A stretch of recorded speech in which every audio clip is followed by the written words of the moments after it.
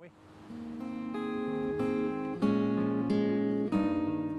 what's very special about the care that we give here is that we strive very hard to treat the patient as a person and not as a disease, and that involves treating and supporting the whole family.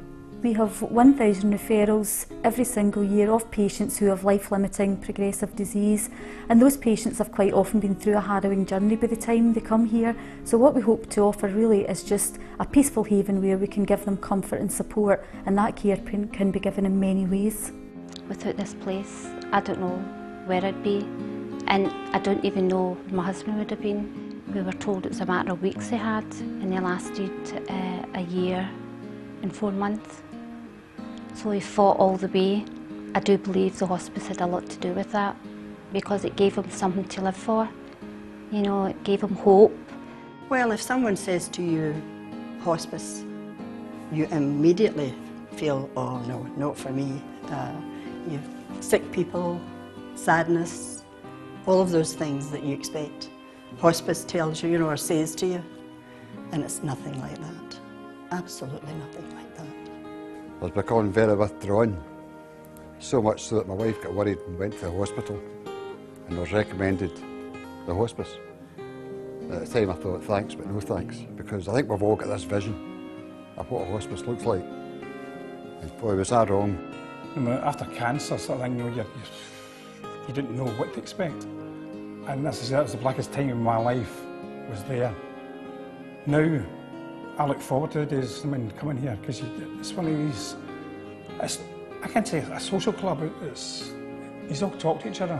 You're not embarrassed to talk about your cancer, your illness, to other patients in here. The whole essence of what we do is assessment.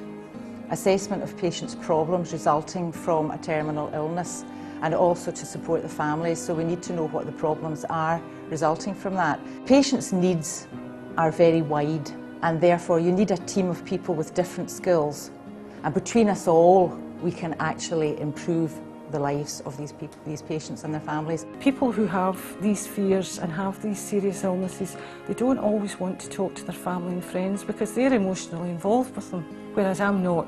I have to be strong for them, and that's what they need during times of crisis. I've been a nurse a long, long time, and I've never ever had any patient who, when they're coming towards the end of their life, has not accepted that they're dying.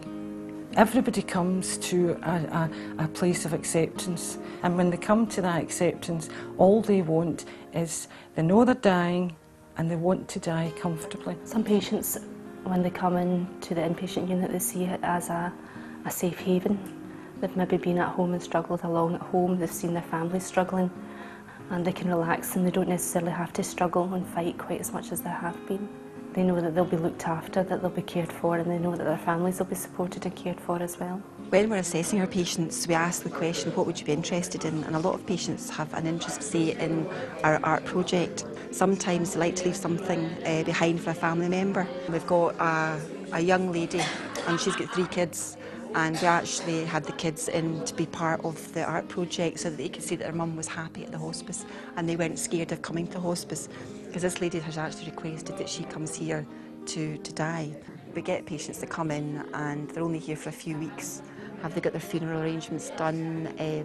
Have they spoken to everybody they want to speak to? Have they achieved everything they want to achieve? Or is there something that they want to achieve that we can help them achieve before they die? You get some patients that you get really close to, and you do get upset. If you talk to your family about cancer, you have tears. If you talk to people in here about it, they're in the same position.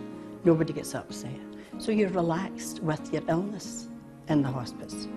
Within an hour, I realised that this was a unique place, and I decided that I wasn't going to go down that easy. It's hard to explain what happened in here. It really is. It's just a miracle I'm here today. Recently we had someone who used to come in and out of the hospice. She had quite a few admissions through pain control and different things, but on her last admission she came in and it was obvious that she had reached end of life, and we, over the year and a half or so, we had built up quite a good relationship with her. And I had just received morning report and was told that she was pretty poorly, that all her family were there, and I came out and went in just to say good morning to the family. And at that moment she died, and her sister said, oh, she must have been waiting for you, she knew you were on shift today. And I just thought, you know, for them to think that just shows you what you do for them, you know, that families make you a part of their family.